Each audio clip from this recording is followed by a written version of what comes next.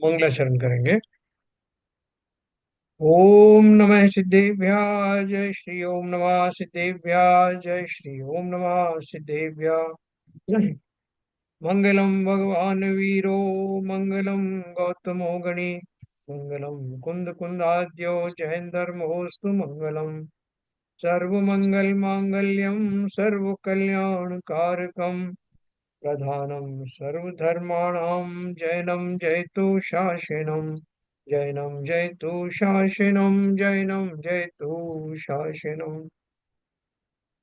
नमः समय साराय स्वानुभूत्या चकाशते चित स्वभावाय भावाय सर्वभावांतरच्छिदे।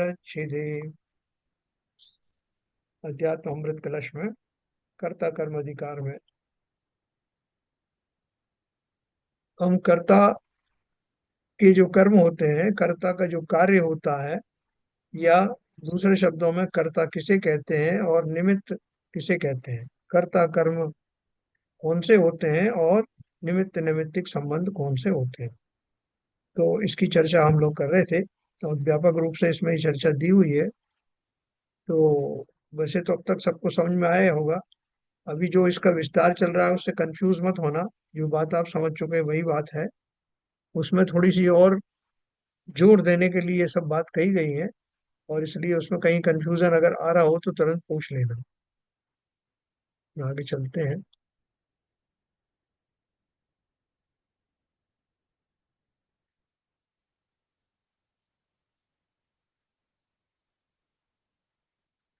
तो इसमें एक शब्द आया उपचार। कल वो ललित जी पूछ रहे थे उपचार का अर्थ क्या है। तो शायद ललित जी आए नहीं है।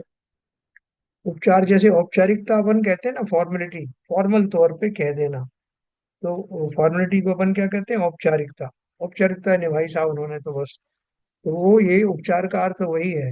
उपचार से कहना मतलब कथन की अपेक्षा से कहना, लेकिन वास्तव में वैसा नहीं।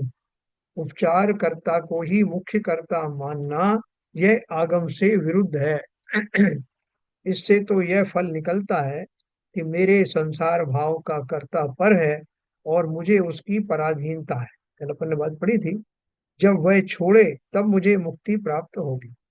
मोक्ष प्राप्त करने में आत्मा पर के अधीन रही तब स्वयं के प्रयत्न करने का उपदेश वृथा होगा। अन्य पर पदार्थ आपकी इच्छानुकाल परिणमन करे, ऐसा वस्तु का स्वभाव नहीं है। अतः यही मानना आगमानुकूल है कि मुख्य कारण प्रत्येक पदार्थ का अंतरंग कारण ही है। यानी मुख्य कारण उस पदार्थ का अपना जो स्वाभाविक दशा है, स्वाभाविक योग्यता है, स्वाभाविक भाव है, वही वास्तव में परिणमन करने के लिए रिस्पॉन्सिबल है। जीव को अतत्वोपलब्धि है, इसे ही अज्ञान का उदय कहते हैं। अश्रद्धान रूप परिणाम है, वह मिथ्यात्व का उदय है। इसी प्रकार असंयम और योग, ये भी जीव के संयम रूप प्रवृत्ति न करने तथा शुभ अशुभ चेष्टाएं करने रूप सब अशुद्ध संसारी जीव की परिणतियां हैं। इन परिणतियों को ही जीव में मिथ्यात्व का, अज्ञान का, असंयम का तथा योग का उदय कहा जाता है ना। जो चेष्टाएं होती है हमारी, टेंडेंसी जिसे कहते हैं इंग्लिश में, तो टेंडेंसी क्या है, वो तीन तरह की टेंडेंसी होती है। जो तीन तरह के योग है ना, मन योग, वचन योग, काय योग, जिस भी जिसके मुख्य निमित्त से वो कार्य होता है, जब हमारे मन में ऐसे भाव आते हैं तो मन का योग जो है उस पर हावी रहता है। जब वचन बोलने का भाव आता है तो वचन के माध्यम से हमारी जो प्रवृत्तियां जागृत होती हैं, इसलिए उनको वचन योग कहते हैं। इसी तरह से काया के माध्यम से हमारी कुछ कर गुजरने की जो टेंडेंसी पाई जाती है, जिस क्षण भी, उस समय काय योग रहता है। ऐसा मोटा मोटा आप समझ सकते हैं। तो उन्होंने बोला ये, और ये सारी चीजें कैसी है, ये वास्तव में ये जीव के या आत्मा के स्वाभाविक भाव नहीं है। जो जो भी विकृतियां हैं, जो जो भी विकारी परिणाम है, उनमें निमित्त की अपेक्षा से कोई परद्रव्य रहता है, और उनकी उपस्थिति में जीव के भाव विकारी भाव होते हैं, इसलिए इनको जीव के ओरिजिनल भाव न मानकर उन सारे भावों को, उन सब कारणों को औपचारिक या निमित्त नैमित्तिक मानते हैं। जहां भी शास्त्र में यह कथन आवे कि मिथ्यात्व के, अज्ञान के या असंयम के उदय में जीव कर्म बंद करता है, वहां उदय का अर्थ जीव के उक्त भावों का उदय जानना चाहिए। द्रव्य कर्म की उदयावस्था द्रव्य कर्म में होती है और मिथ्यात्वादी भावों की उदयावस्था जीव में होती है। दोनों में परस्पर केवल निमित्त नैमित्तिक संबंध है।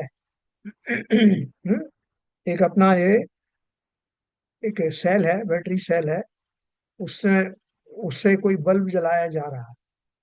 फिर टॉर्च में पड़े हुए सेल हैं, तो सेल में से जब वो सारा जो कनेक्शन होता है तो वो बल्ब जलता है, बल्ब का उजाला होता है। तो बल्ब का उजाला किसके कारण से हुआ है? बल्ब में एक फिलामेंट नाम की चीज है, वो हीट के कारण से वो जगमगाने लगता है। उसकी जो हीट के प्रभाव से उसमें से प्रकाश निकलने लगता है, वो बल्ब का परिणमन है। और बैटरी जो सेल है उसके अंदर में जो भी केमिकल है उनमें परिणमन होने की वजह से वो बैटरी उसको जो है एनर्जी देती है, और स्वयं उसके जो परमाणु हैं पानी रूप में परिवर्तित होने लगते हैं। सेल अपने रूप से परिणमित हो रहा है, बल्ब अपने रूप से परिणमित हो रहा है, और उससे जो प्रकाश निकला, उस प्रकाश की का निमित्त पा करके जीव ने उस उजाले में अपना कार्य कर लिया। जीव ने स्वयं ने काम किया, वो उजाले ने नहीं किया, उसका निमित्त उसको मिला और उसका काम हो गया। इस तरह से तीनों ही द्रव्य, वैसे तो पहले दो जो है पुद्गल द्रव्य हैं, लेकिन फिर भी उनको अलग अलग करके मैं आपको बता रहा हूँ कि जो बैटरी है वो, जो बल्ब है वो, और जीव उजाले के माध्यम से जीव ने जो कुछ किया, वो तीनों अपने अपने स्वतंत्र रूप से अपने अपने कार्य कर रहे हैं, और सबको एक दूसरे का निमित्त मिल रहा है। अपने अपने कार्य कर रहे हैं, बैटरी अपना कार्य कर रही है, बल्ब अपना काम कर रहा है, और वो जीव अपना कार्य कर रहा है। संसार में सब चीजें ऐसी ही होती हैं, उसमें बहुत सारे निमित्त नैमित्तिक दशाएं होती हैं जिनको हम भूलवश कर्ता मान लेते हैं। तो क्या बोल रहे हैं? द्रव्य कर्म की उदयावस्था द्रव्य कर्म में होती है और मिथ्यात्वादी भावों की उदयावस्था जीव में होती है। दोनों में परस्पर केवल निमित्त नैमित्तिक संबंध है, बहिर्व्याप्य व्यापकता है। अतः यह संबंध भी कथन में आता है। बहिर्व्याप्य व्यापकता का अर्थ क्या है?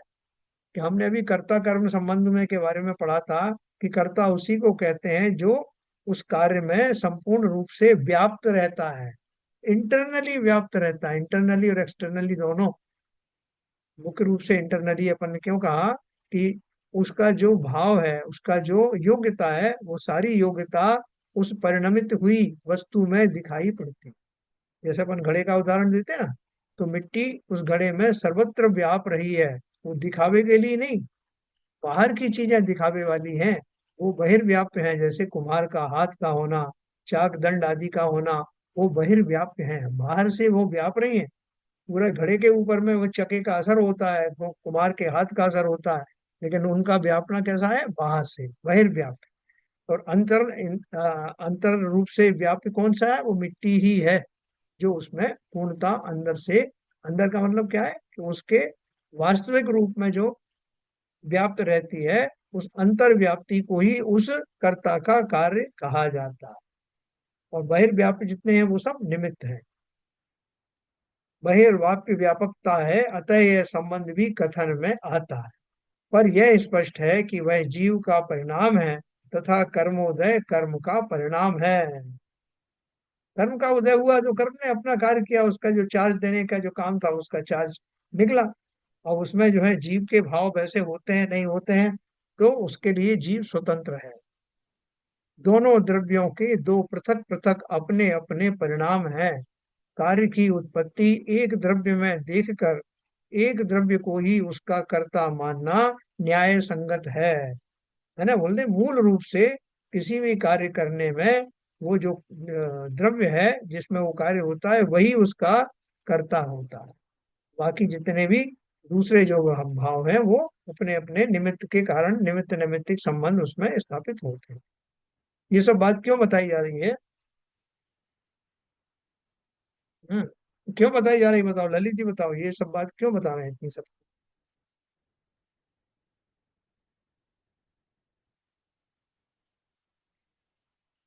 अनम्यूट करिए।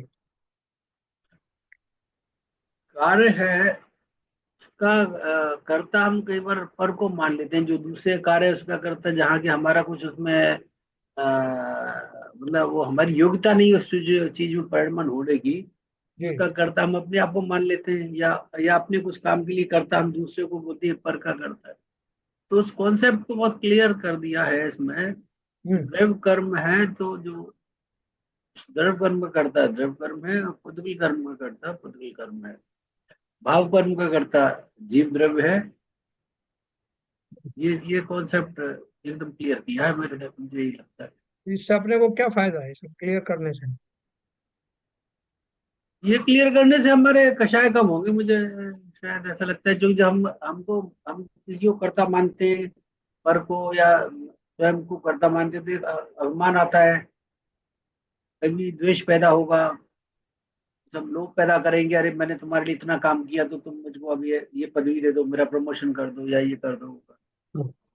तो जब आप मंद कषाय होंगे तो आप सम्यक की तरफ होंगे, सन्मुख होंगे, सम्यक सन्मुख, स्लोली। हाँ, नहीं काफी ठीक बोला आपने। बिल्कुल जी, बताओ और फर्दर एक्सप्लेन करिए आप। इस कंसेप्ट से जितनी जो जोर दे के बता रहे हैं, इतना आगे आते हुए इससे हमको क्या कोई विशेष फायदा होने वाला है मोक्ष मार्ग में, मुक्त होने में, संसार अवस्था से निकलने में? ये कहीं ये कंसेप्ट हमारा सहायक है क्या? हाँ सर, बहुत सहायक है, क्योंकि जब वस्तु की सही स्थिति समझ में आ जाती है तो एक तो ये भेद विज्ञान में भी बहुत हेल्प करेगा, क्योंकि हर वस्तु कैसे परिणमन होती है, और मैं करता नहीं हूँ ये जैसे ही समझ में आएगा, और मैं जीव हूँ, और हर चीज अपने स्वभाव से और अपने अ, जो उसके इंट्रिंसिक गुण है उसकी वजह से परिणमित होती है। बाकी सब चीजें तो निमित्त मात्र हैं, ये समझ में आने से कंसेप्ट जब क्लियर हो जाएगा तो ये भेद विज्ञान में बहुत सहायक होगा। और भेद विज्ञान के आगे अगर हो गया तो फिर तो रास्ता खुल ही जाता है। और हम्म। दूसरा, जैसे कि ललित जी ने भी बताया कि कषायों को मंदता में बहुत हेल्प करेगा, मान अभिमान नहीं होगा, हम दुखी सुखी नहीं होंगे, कोई चीज अगर परिणमित नहीं हो रही है तो हमें ये समझ में आ जाएगा कि मैं कुछ नहीं कर सकता, वो चीज ऐसी ही होनी थी, मैंने अपनी ट्राई की बट नहीं हुई, तो ठीक है, दुखी सुखी नहीं होंगे, कोई चीज परिणमित नहीं हो रही है, कोई चीज हमारे हिसाब से नहीं चल रही है, नहीं हो रही है, तो हमें पता है कि मैं कुछ नहीं कर सकता, मैंने व्यवहारिक रूप से अपनी कोशिश की, निमित्त बनने की कोशिश की, नहीं हुई तो कोई बात नहीं, तो समता आएगी। बहुत बढ़िया, बहुत बढ़िया। सरिता जी आप कुछ बताएंगी? परीक्षा ध्यान में तो शरीर के लिए इतना सारा वो किया जाता है, शरीर को मैं सुधार लूंगा, मैं ठीक कर दूंगा, ऐसा भाव होता है क्या?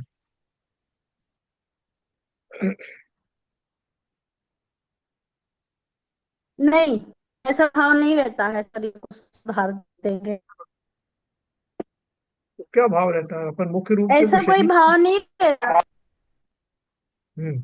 नहीं, उनकी जो साधना है, शरीर मतलब हमें जो बिना शरीर के हम भेद विज्ञान नहीं कर सकते, हम थोड़े सोचकर जाने का बतलाते हैं। या फिर हमारा मन है तो मन को कैसे हम अनुशासित करें, तो मन का अनुशासन बताया है। फिर हमारा सेल्फ इंद्रियों पर कंट्रोल है, मेनली तो वहां भी भेद विज्ञान की ही बात आती है।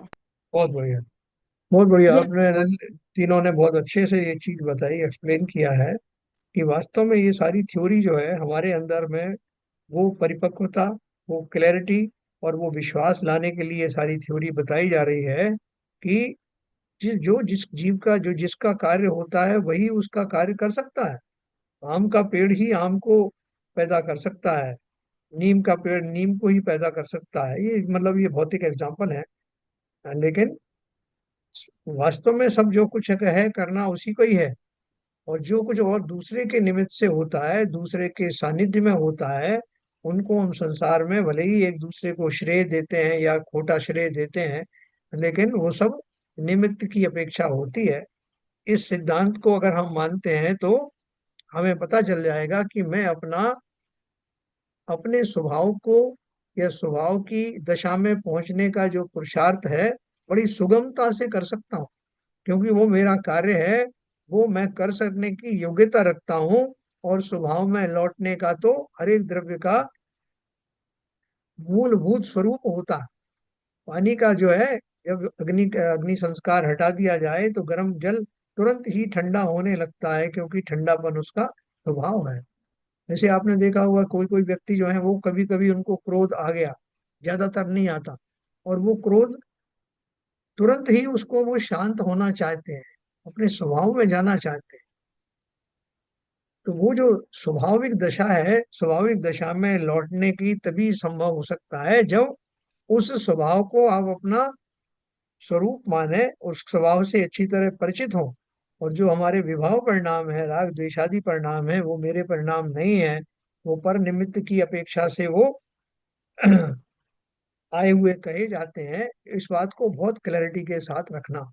और परद्रव्य निमित्त तो बन सकते हैं, लेकिन वो आपको मजबूर नहीं कर सकते, वो कर्ता नहीं हो सकते। इसलिए ये कहना कि कर्मों के उदय के कारण ऐसा हुआ, भाई साहब मैं क्या कर सकता था, ये सारे बहाने हैं।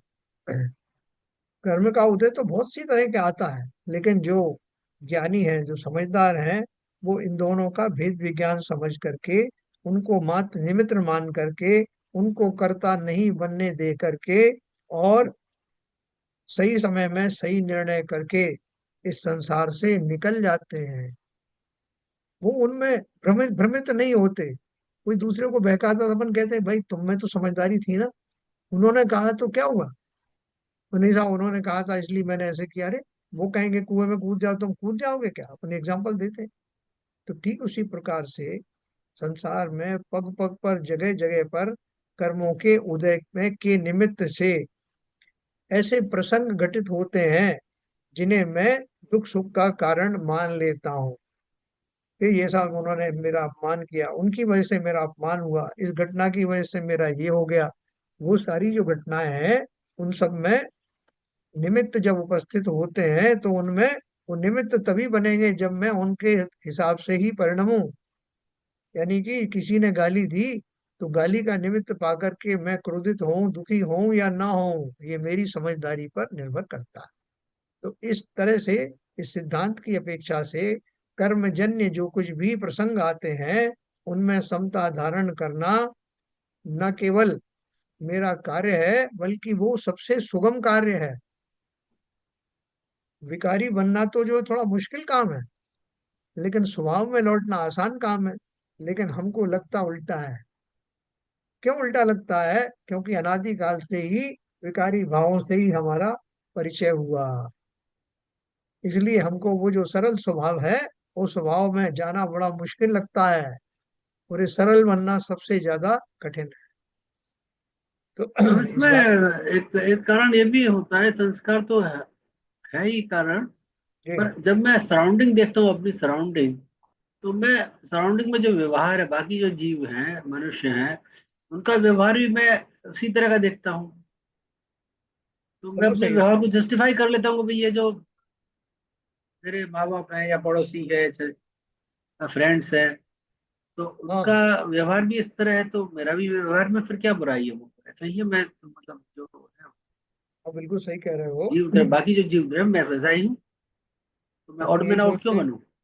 हाँ हाँ हाँ, बिल्कुल सही कहा। तो वो यही तो कहते हैं, जब जीव वैराग्य दशा को प्राप्त होता है, तब उसको सारा संसार पागल जैसा लगने लगता है, और वो सारा संसार को वो पागल जैसा दिखाई देने लगता है। तो ये व्यवहार की जो विविधताएं हैं, आपने सही कहा कि वो तो आसपास के वातावरण के साथ में मिल जाना बहुत आसान काम है, लेकिन उस वातावरण के विरुद्ध खड़े होना।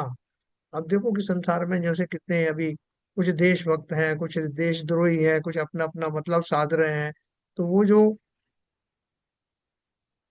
अच्छा काम करने वाले बहुत लिमिटेड होते हैं, और बाकी लोग तो ये बहुत जल्दी बहक जाते हैं कि भाई देखो उस तरफ जाने में ज्यादा फायदा है, बहुत सारे लोकल फायदे हैं, इस तरफ जाने में कौन है, कितने देशभक्तों को फांसी पे चढ़ना पड़ा, क्या क्या हुआ, इसलिए अपन भीड़ में मिल जाओ, जो सबका होगा उनसे अलग क्यों खड़े होना।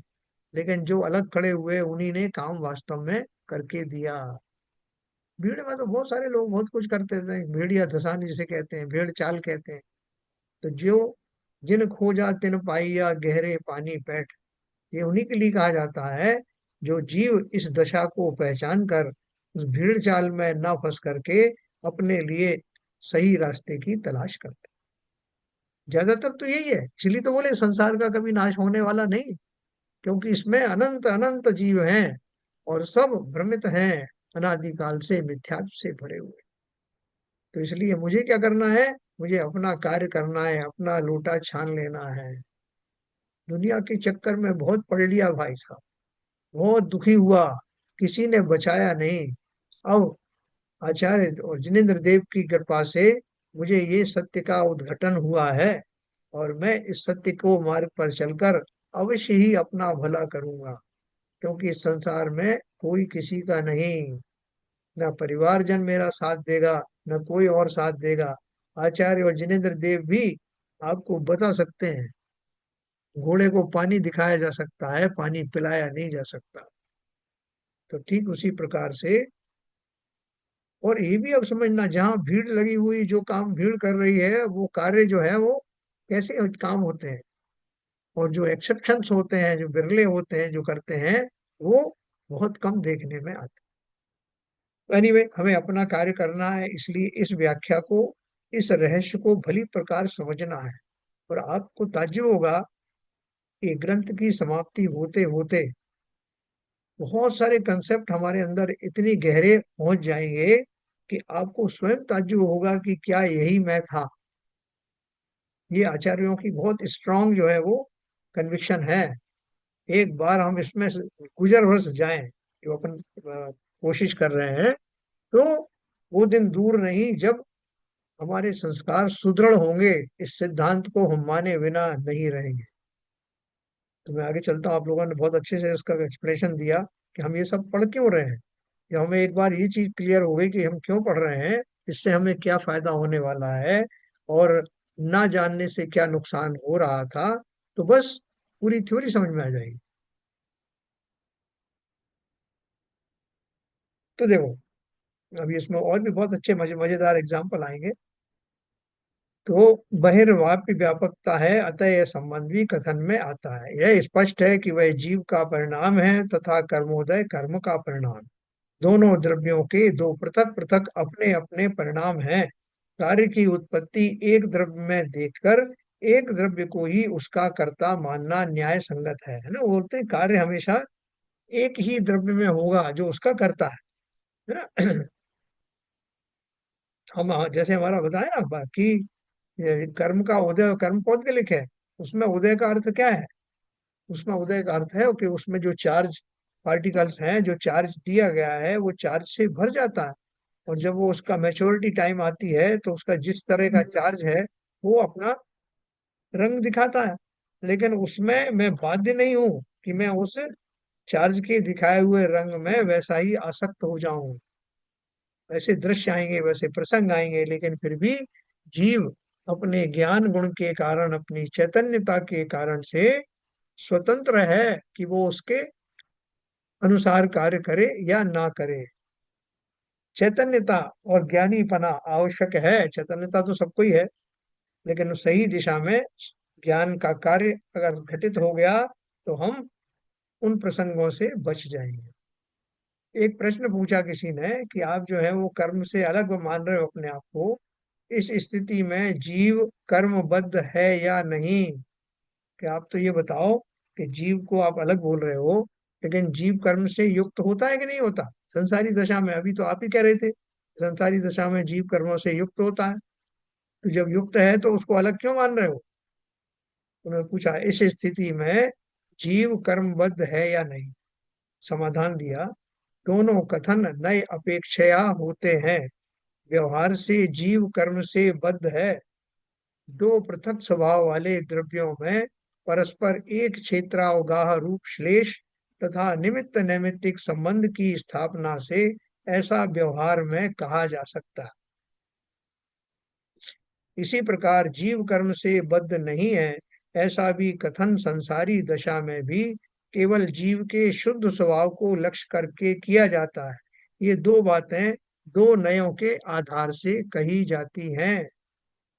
एक एक ने मंदिर में एक सज्जन आए धोती पहन करके और बढ़िया शुद्धि करके आए, और शुद्धि करके आए खड़े हुए थे। तो कुछ जो लोग जो बिना धोती के पहने थे सादा कपड़ों में, उनसे छुल गए।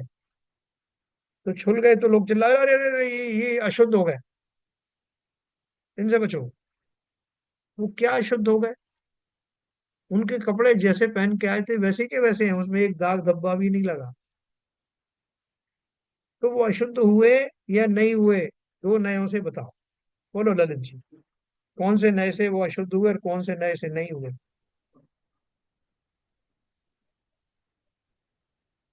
मुझे तो लगता है दोनों नयों से ही अशुद्ध नहीं हुए हैं, शुद्ध ही है। वो तो क्या मन का भ्रम है हाँ। कि मंदिर में आदमी आते हैं, जो दर्शन करने आता है वो भी खुले कपड़े ही पहन के आता है, साफ सुथरे। और जो पूजा कर रहे हैं मतलब वैसे धोती पहन के, वो भी धुले हैं। अभी आप पूजा करके संत निवास से निकल के जाते हैं, जी। तब हवा जो मेरे से टच करके जाती है वही आपको टच करती है। काहे की शुद्धता? ये मन का ही है, मुझे तो ये लगता है। नहीं, मगर जो जो उनको कह रहे हैं कि अशुद्ध हो गए, वो किसी अपेक्षा से कह रहे होंगे ना।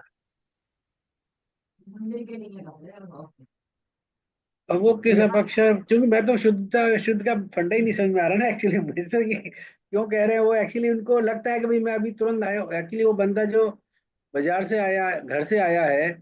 पैदल या अपने स्कूटर या व्हीकल से, तो कई चीजों से उसको कांटेक्ट में आई होंगी। अब हम बोल रहे हैं कि भाई वो अशुद्ध है, तो चूंकि वो सब टच में आ गई है। और वो जो पुजारी है या जो व्यक्ति वहीं संत निवास में नहा करके, तो वो कम से कम कांटेक्ट में आए चीजों के। तो भाई ये बताओ, खाली इतना टू दी पॉइंट क्वेश्चन है ये, कि जिन्होंने कहा कि ये अशुद्ध हो गए, उनसे छुल गए, अशुद्ध हो गए हैं, तो वो किस अपेक्षा से कहा? और दूसरी ये अपेक्षा बताओ जिससे कि वो वास्तव में अशुद्ध नहीं हुए। बताइए बीवीजन साहब।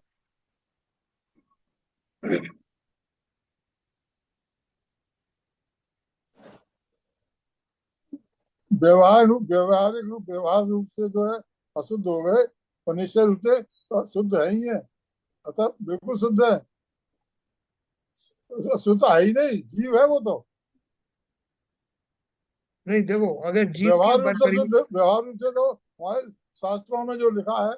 शोले के कपड़े पहनना, ये करना वो करना, ये यूनिफॉर्म होना, ये यूनिफॉर्म में बने रहना, ये जिससे कि आपका सामान्य से आप एक व्यक्ति विशेष बन जाए, इसके लिए ये यूनिफॉर्म होती है ये। तो देखो, अपन इसको तीन तरह से कह सकते हैं कि जीव और कहना चाहूंगा सब, एक चीज और कहना चाहूंगा। जैसे अभी जो जीव घर से खुले कपड़े पहन के नहाकर गया है और 20 15 20 मिनट में मंदिर पहुंचता है, तो उसके भाव में कुछ ना कुछ परिवर्तन आएगा। क्योंकि उसको इतना समय मिल रहा है कि वो दूसरे विकारी भाव उसके मन में आ सकते हैं, कषाय जागृत हो सकती है। और जो जीव वहीं पर संधिवास में नहाकर और तुरंत वहां पहुंच रहा है, तो वो उसके शरीर पे पानी डालने से पूरा जो है उसका विचार वैसा हो बदल जाएंगे। जाएंगे, मतलब हम्म।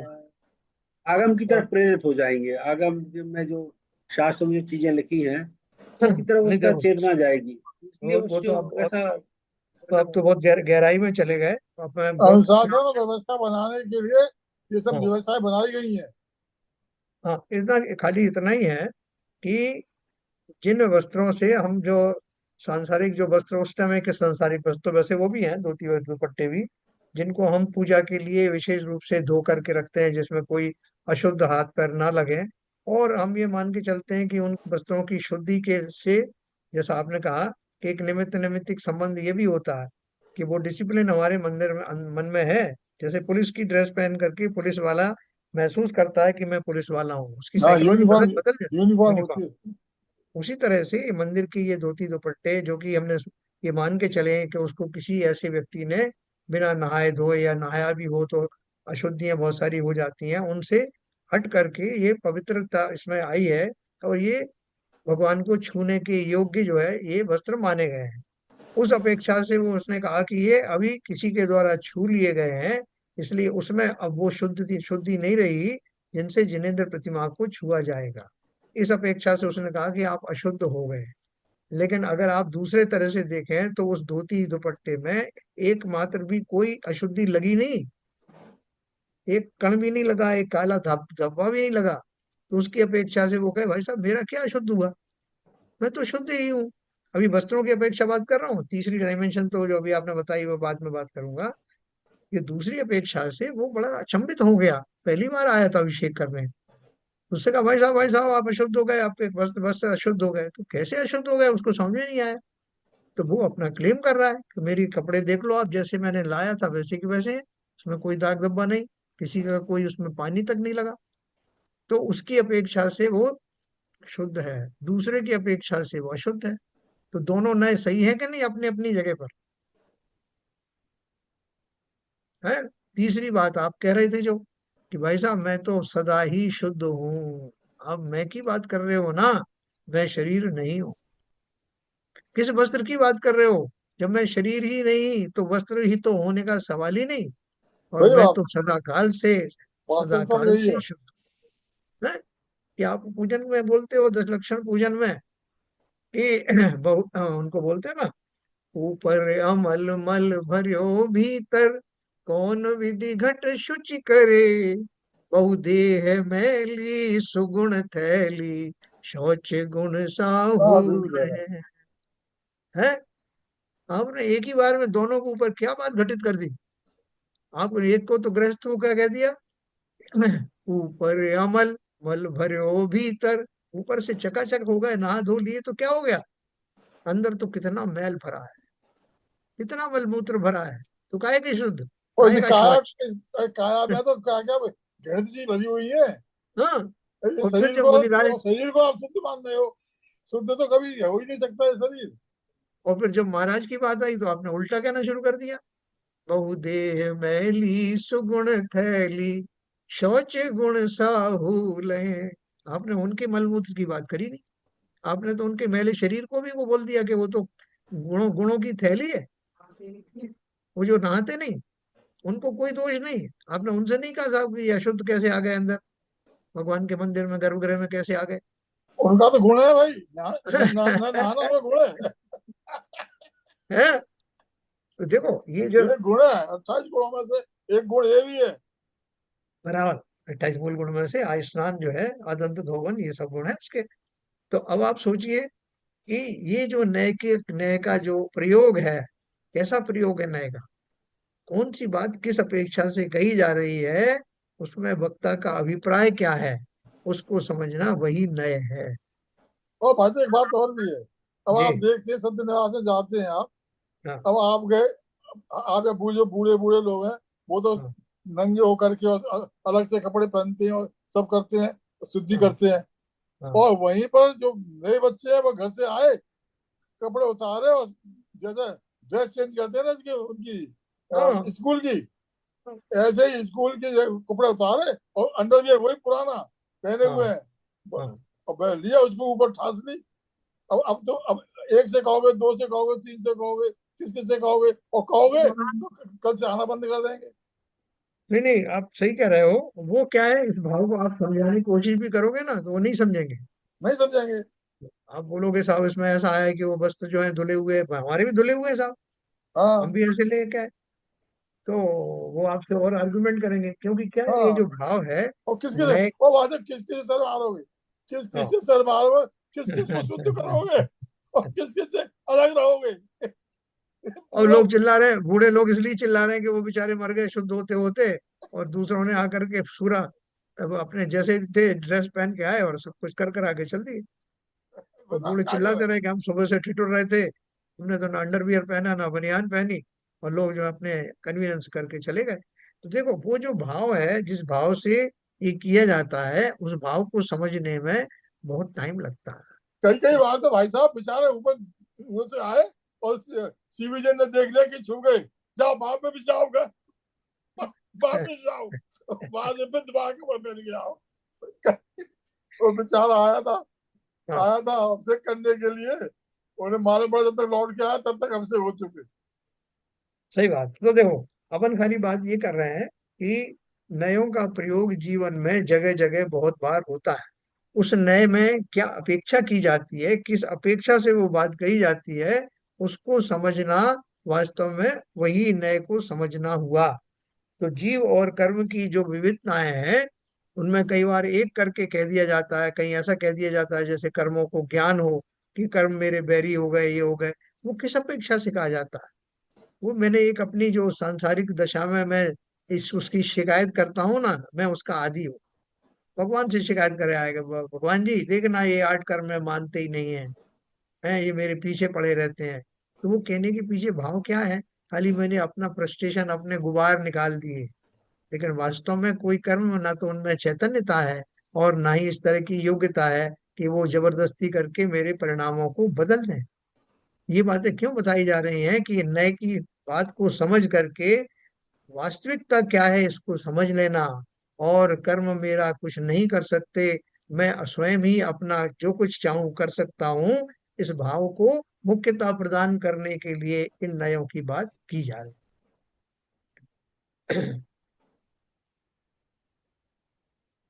तो देखो, उन्होंने कहा इस स्थिति में जीव कर्मबद्ध है या नहीं, दोनों कथन नए अपेक्षा है।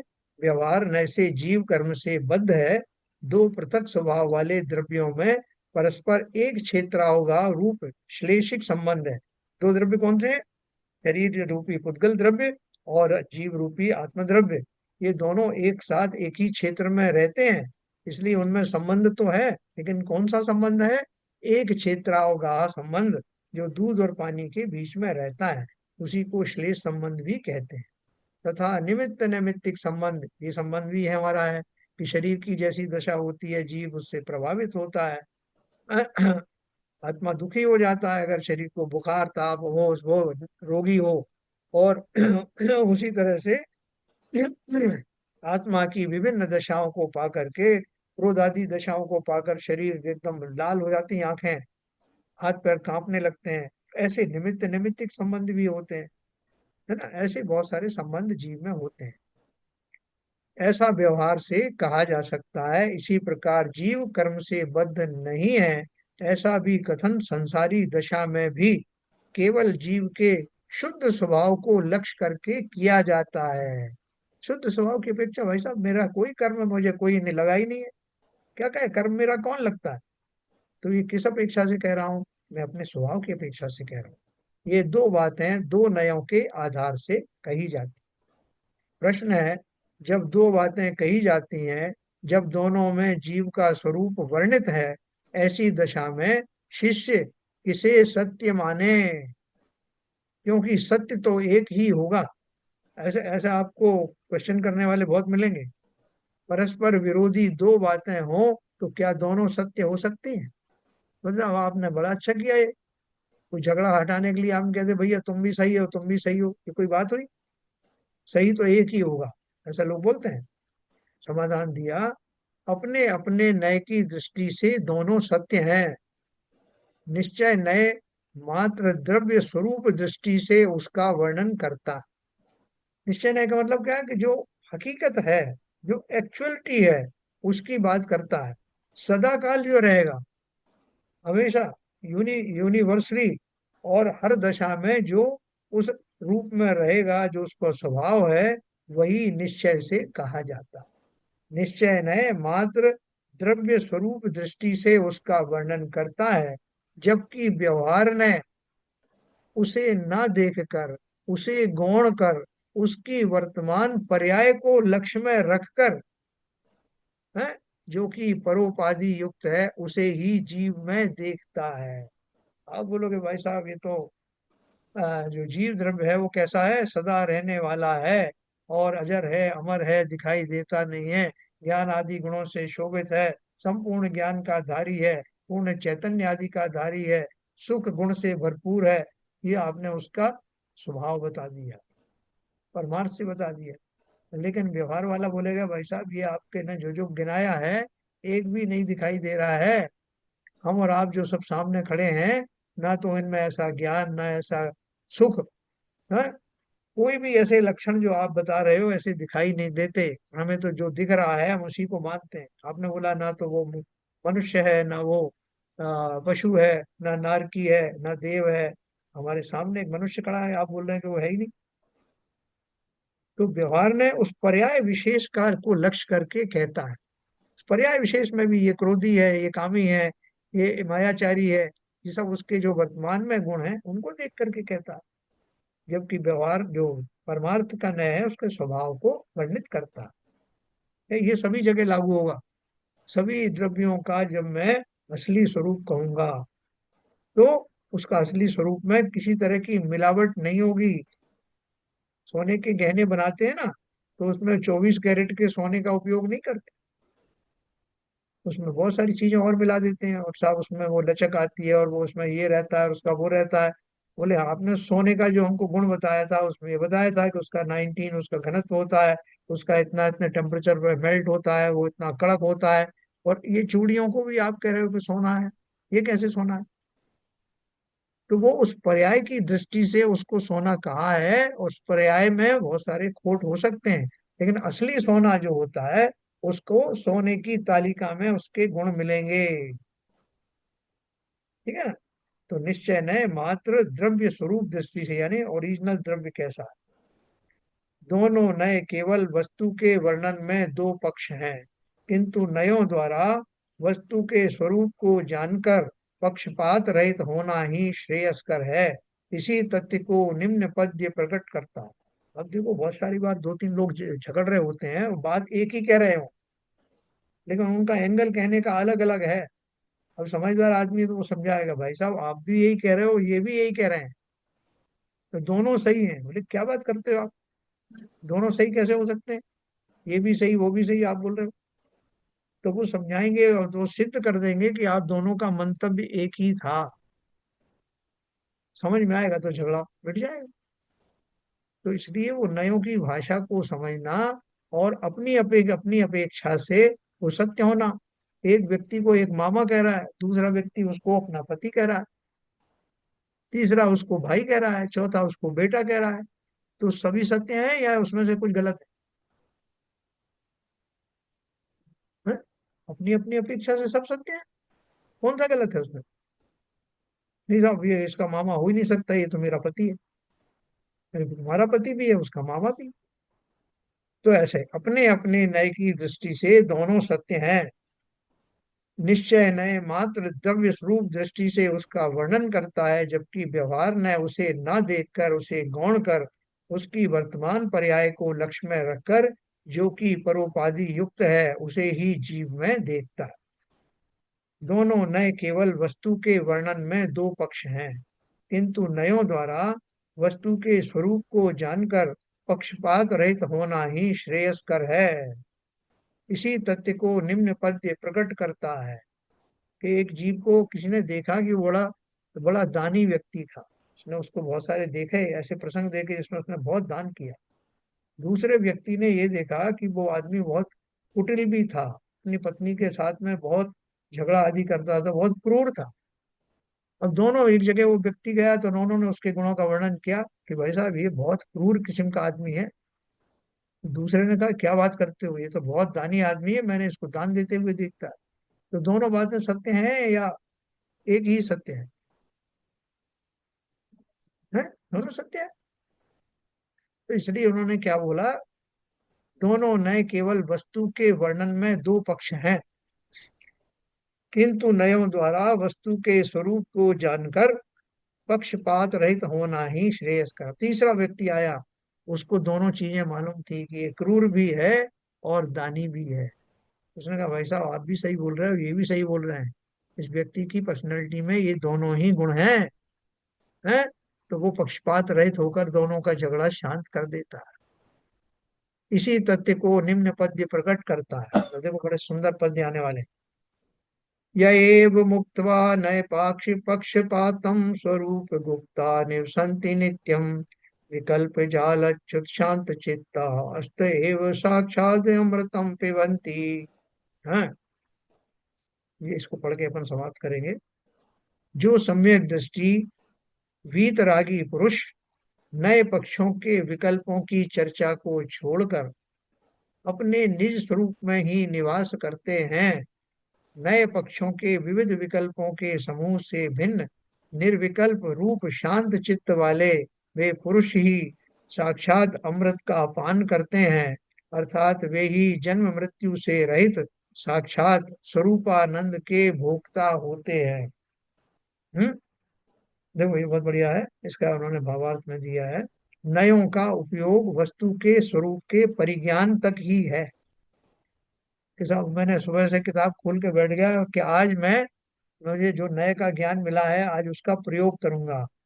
मैं व्यवहार नए की बात करूंगा, फिर निश्चय नए की बात करूंगा, लोगों को ऐसा घुमाऊंगा कि लोग मुझे पंडित मानने लगेंगे, और पूरा दिन मैं आज इसी में लगाने वाला। तो वो क्या बोल रहे हैं कि नयों का उपयोग वस्तु के स्वरूप के परिज्ञान तक ही है। वस्तुओं को समझने के लिए नए समझे आपने। शुद्ध नय का विषयभूत जो शुद्धात्मा वह उपादेय है, इसमें संदेह नहीं है। तथापि उस नय द्वारा जो वस्तु का स्वरूप फलित होता है, उसे समझकर वैसा स्वरूप मेरा है उसे अनुभव करें। नय के द्वारा बहुत सारी चीजें बताई, नय ऐसा होता है, वो पारमार्थिक नय यह होता है, व्यवहार नय ऐसा होता है। उसके द्वारा क्या समझना, हाथी को समझा उसके विभिन्न अवयवों द्वारा। हाथी की सूंड ऐसी होती है, हाथी के पैर ऐसे होते हैं, हाथी की पूंछ ऐसी होती है, समझने के लिए समझा। अब मैं उसको रटना, रोज उसका पाठ करूं क्या? हाथी सामने आके खड़ा हो गया और मैंने मिलान कर लिया उन लक्षणों से और पाया कि यही हाथी है, बस मेरा भ्रम दूर हो गया। उन नयों के माध्यम से मैंने प्रमाणिक वस्तु को देख लिया और जान लिया, अब मेरा कार्य समाप्त हो गया। इसी तरह वो जितने ज्ञानी हैं, उन नयों के द्वारा उन्होंने जान लिया कि मैं पारमार्थिक न्याय की अपेक्षा से जीव द्रव्य हूँ, और व्यवहार न्याय की अपेक्षा से मनुष्य नारकी आदि हुआ करता हूँ।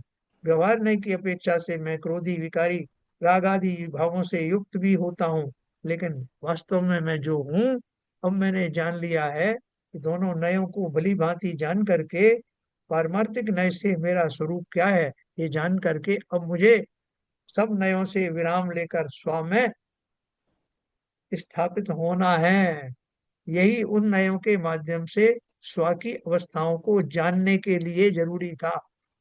नयों का आलम्बन क्यों लिया?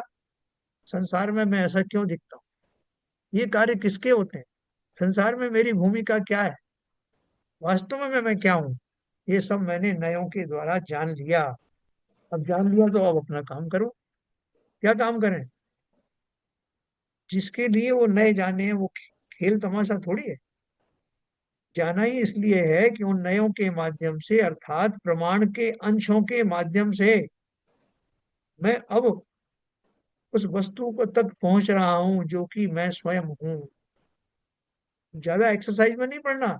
नयों को समझ करके, नयों के द्वारा स्व का स्वरूप नक्की करके, संसारी दशा में मुझे ऐसा भी कहा जाता है, मनुष्य भी कहा जाता है, नारकी भी कहा जाता है, लेकिन मैं वैसा पारमार्थिक रूप से नहीं हूं। ऐसा ज्ञान करके संपूर्ण रूप से स्व में स्थापित होने का विकल्प लाना, यही मेरा एकमात्र कार्य है?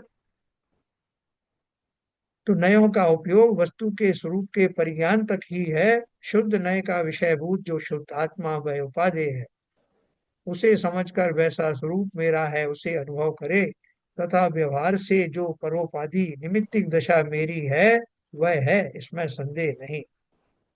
वह नहीं है ऐसी भी बात नहीं है, तथापि मेरा वह स्वभाव नहीं है, विकारी भाव है, अतः वह अनुपादेय है? सो अपनी त्याज्य दशा को त्याग कर। क्या बोल रहे हैं कि कोई कहे कि भैया आपसे वो कह रहे हैं कि आप जो है वो कौन कौन हो, आप तो बिल्कुल शुद्ध अवस्था के धारी हो, ज्ञानी हो, आपके अंदर कोई विकारी भाव नहीं है। तो आप बोलोगे बिल्कुल सही कह रहे हो, लेकिन वर्तमान में मेरे अंदर वो सारे खोट मौजूद हैं। वो जो व्यक्ति कह रहा है वो मेरे स्वभाव की अपेक्षा से कह रहा है, लेकिन वर्तमान में मैं इन विकारी भावों से युक्त हूँ, ये भी सत्य है। ऐसी भी बात नहीं है, तथा मेरा वह स्वभाव नहीं है, विकारी भाव है, अतः वह अनुपादेय है। तो अपनी त्याज्य दशा को त्याग कर तथा उपादेय स्वरूप को ग्रहण कर, दोनों नयों के पक्षपात रूप विकल्पों को भी छोड़कर अपने उपादेय निज स्वरूप में ही जो निवास करना है, वही श्रेयस्कर है। जैसे अपन कहते हैं ना, बहुत ज्यादा विकल्प आ जाए, अपन कहते हैं किस किस को याद करें, किस किस को रोइए, आराम बड़ी चीज है, मुंह ढक के सोइए। हम परेशान हो जाते हैं। तो हम उनसे क्यों नहीं परेशान होते जो हमारी संसारी दशाएं हैं? किस किस में उलझा हूं मैं, जिया कब तक उलझेगा, है संसार दशाओं में, क्या क्या है वो भजन है ना। तो हाँ, जो भी है उसका भाव वही है। ऐसा करने वाले ही अपनी आत्मा को स्वरूप रूप अखंड आनंदमय बनाते हैं। जो इसी विकल्प में पड़े रहते हैं कि अमुक नय की अपेक्षा में ऐसा हूं और अमुक नय की अपेक्षा में ऐसा हूं, वे नए जाल में ही पड़े रहते हैं। करनी को करते नहीं, अतः वे मुक्त होते नहीं। ये मैंने नए अपना पांडित्य दिखाने के लिए थोड़ी सीखे हैं। सुबह से शाम तक मैं एक्सपेरिमेंट करता रहूंगा, अच्छा भाई कौन सा है व्यवहार नय, कौन सा है, उसके दो तीन उदाहरण दो, कितनी तरह के व्यवहार नय आते हैं, कौन सा असद्भुत व्यवहार नय है, कौन सा सद्भुत व्यवहार नय है। इन सब चक्करों में क्यों पड़ने का, जान लेना। जान लेने के बाद में उन्हीं में मत उलझे रहना।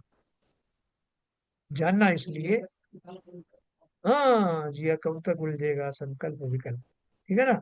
तो इनको समझना क्यों जरूरी है? क्योंकि मैं उनमें उलझा रहता हूँ, उनमें परेशान रहता हूँ।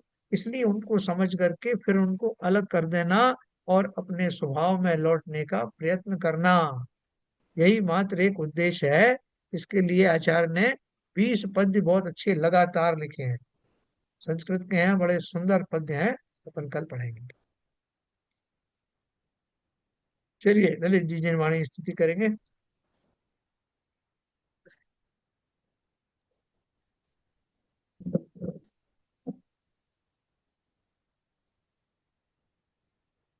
नित्यतम नाश वे को ज्ञान के प्रकाश वे को अपर भास वे को भानु सी बखानी है। छहो वे जान वे को बंध विधि भान वे को स्वपर पिछान वे को परम प्रमानी है। अनुभव बताए वे को जीव के जताए वे को काहू न सताए वे को भव्य और आनी है। जहाँ तहाँ तार वे को पार के उतार वे को सुख विस्तार वे को यही जिन वाणी है। हे जिन वाणी भारती तो है जपू दिन रहे, जो तेरी शरण गए सो पावे सुख चैन। क्या वाणी के ज्ञान से सूझे लुका लो, तो वाणी मस्तक धरो सदा देते हैं दो, सदा देते हैं दो। जिन वाणी माता की जय।